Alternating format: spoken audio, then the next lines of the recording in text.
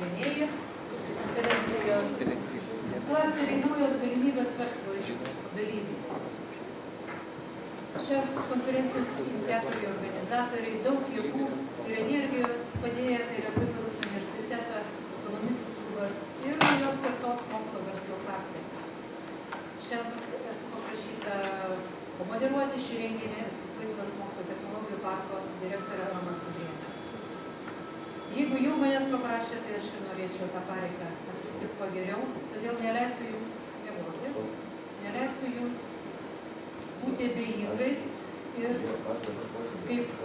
kaip studentais žiūrėti, klausyti dėstytojo ir laukti, ką jisai vėl naują man pasakys.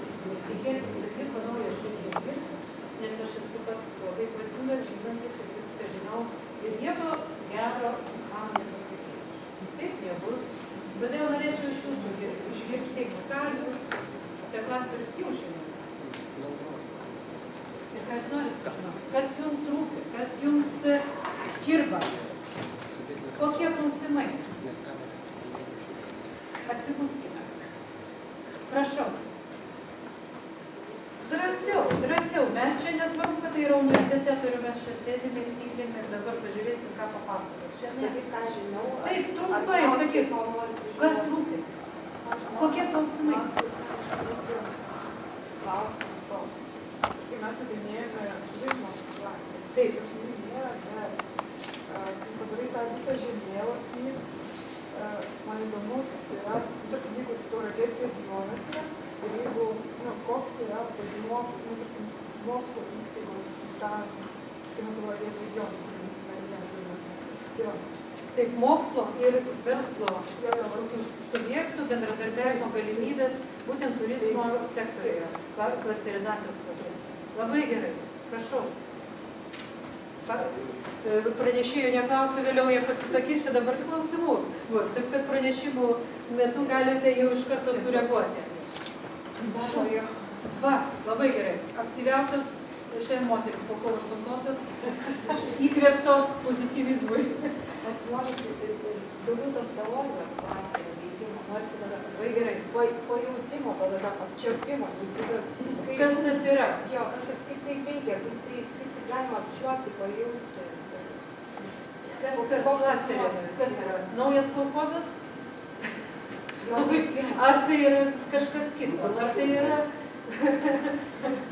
kada yra gerai susijungti, kada būti savitiems ir savo trukdo tam susijungti. Taip, būtent. Kas tai yra? Ar yra bendravimo problema? Koks jūsų požiūris? Teigiamų tokių pavyzdžių čia daug teorijų, kad tiek yra gera patirtis, teigiama patirtis, kur yra pasimokyti galima būti, pasižiūrėti, kaip veikia. Realiai veikianti, ne teoriškai, ne popieriškai, o realiai veikiantis, su teigiamas pavyzdžiais. Geroji patirtis. Geroji patirtis. Šaunu. Toliau. Prašom. Prašom, drąsiau. Iš tikrųjų, tai irgi domina, kas tai fenomenas, kiek jis yra ištyrinėtas šiomis dienomis. Ar jis yra jau, galima sakyti, vieninga rasta nuomonė mokslininkų apie tai, ar vis dar klaidžiojama. Šaunu. Yra kartuoju. Judam toliau. Iš tikrųjų, ir kaip atsiranda tas valdantis istorinis klasteris. Taip, nes yra kiekvienam variklyje pagrindinė yra turi būti ašis. Jeigu tos ašies nėra, ne visada judame per įsimus. Įdomu, kokiu būdu iš atsiranda ir kažkoks sprendimas. Ar girdi pranešėjai? Taip, labai gerai. Prašau. Nepažįstu šalį.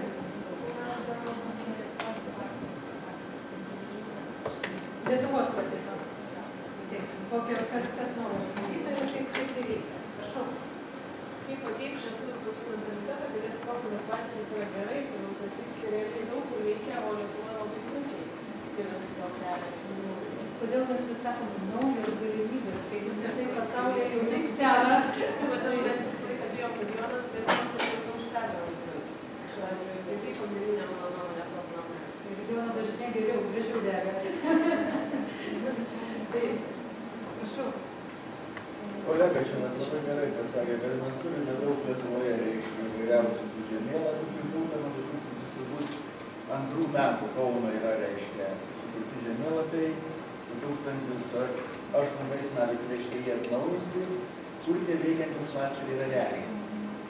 Kiek mes ieškojame, ir apie medieną kalbant, ir apie pieno, reiškia, sektorių, visur matome, kad jie gali būti šitie klasteriai, visi sutinka su tuo.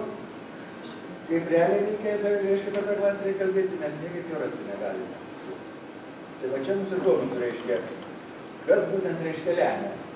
Bet šiandieną, kaip akademinis jaunimas kalba, kad klasteriai, reiškia, lyg visam pasaulyje veikia ir, reiškia, geras dalykas yra, o mūsuose lyg ir veikiantis jį yra ir lyg ir neina apčiuopti realiai. Tai va čia pranešėjų būtų labai malonu, ypatingai pats galas yra ir vieni buvo, kalbės. Šiek tiek korekcijos. Korekcijų bus, bet pat, reiškia, apie šitą materialų klasterį, tai būtų labai įdomu išgirsti. Na ir žinoma, tas pats pirmas pranešimas, kuris bus, reiškia, mokslui, reiškia, jungimas su verslu, tai čia irgi yra tas, ko, reiškia, mums reikia. Tai dėkui, išgirdom, pagavome mintį, prašau, ponas labai rimtas. Kokios jūsų būtų? Taip, visiškai, kaip sakant, pačių pirmųjų žinių ir informacijos. Taip? Gerai, malonu. Taip? Aš kaip galvoju, nepasakys, kad pavyzdį išvežti. Ar yra dar kas nors, kuris turi dabar kirbantį klausimą širdyje ir nori jį garsiai ištarti? Gerai, klausimų bus dar laikas užduoti. Ir dabar gal tikrai šiek tiek painformuosiu, kokie pokyčiai programos.